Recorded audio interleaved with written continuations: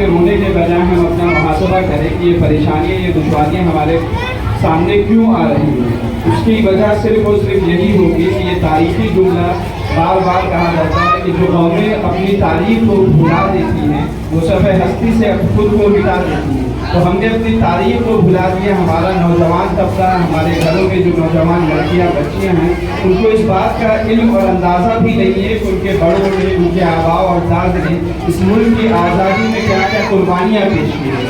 ان قربانیوں کو بھلانے کی وجہ سے آج موجودہ زمانے میں اس ملک میں ہم سے سرٹیفکیٹ مانگا جا رہا ہے کہ تم ہندوستانی ہو کہ نہیں، ہمیں اس کا ثبوت پیش کرتے ہو.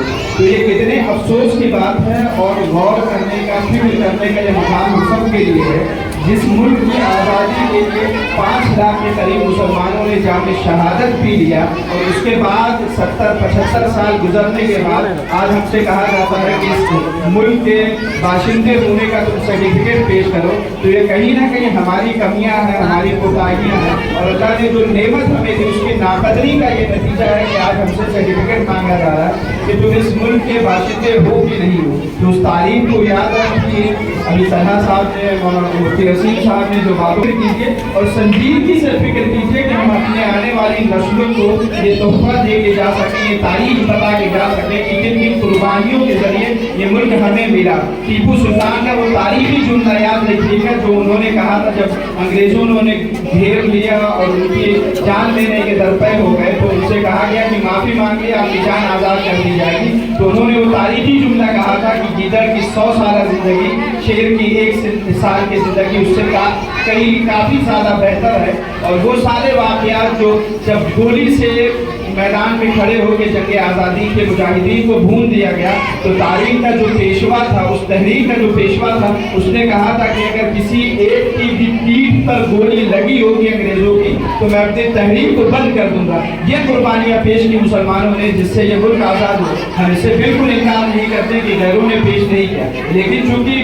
کثیر تعداد میں آگے بڑھ کے تحریک کی شروعات، جنگ آزادی کی شروعات جو ہے مسلمانوں نے کی تھی، اس لیے ایک سارا سہرا مسلمانوں کے ساتھ جانا چاہیے. کہ آج ہمارے حساب سے، ہمارے سلیبس سے جو اشتہارات گورنمنٹ کے آتے ہیں اسے مسلمانوں کو ایک دم درکنار کر دیا گیا کہ ان کا اس ملک میں کوئی حصہ ہی نہیں، ان کی قربانیاں کوئی اس ملک میں تھی ہی نہیں. تو ان چیزوں پہ غور کیجیے اور اپنے اعمال کو سدھاریے. اور ہم جب اعمال سدھاریں گے تو اللہ تعالیٰ حالات بدلنے پر قادر ہے. وہ فرعونوں کو جب نیست و نابود کر سکتا ہے تو موجودہ زمانے کی حکومت یہ جاگری ظالموں کا کیا ہے جو اللہ تعالیٰ ان کو نہیں بدل سکتا، اللہ ان کو سبق نہیں سکھا سکتا. تو دعا کریں کہ اللہ تعالیٰ ہمارے ملک کے حالات کو بہتر کرے، امن و امان قائم کرے اور ساری پریشانیوں سے ہم سب کو دور فرمائے. دعا کریں. اللهم ربنا آتنا في الدنيا حسنة وفي الآخرة حسنة وقنا عذاب النار. اللهم انت السلام منك السلام تبارك يا ذا الجلال والإكرام.